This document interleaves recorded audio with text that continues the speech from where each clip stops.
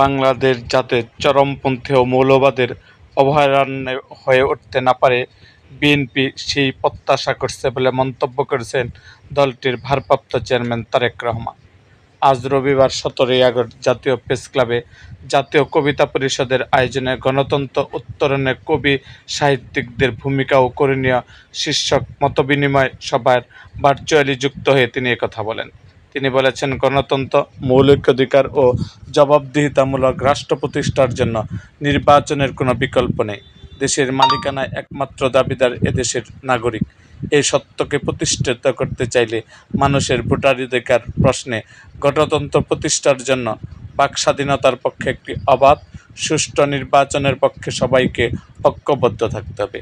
তিনি আরও বলেন, দেশের জবাবদিহিতামূলক অবস্থা তৈরি করা একান্তই প্রয়োজন। এটি সম্ভব একমাত্র মানুষের ভোটের অধিকার রক্ষার মাধ্যমে।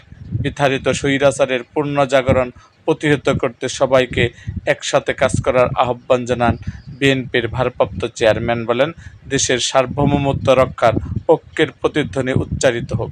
এরকম আরও ভিডিও পেতে এবং রাজনৈতিক অঙ্গনের নানা ঘটনা ও ইতিহাস জানতে আমাদের মুক্তাগাছার ইতিহাস মিডিয়া ইউটিউব চ্যানেলটিকে সাবস্ক্রাইব করুন এবং পাশে থাকা বেল আইকনটি বাজিয়ে দিন।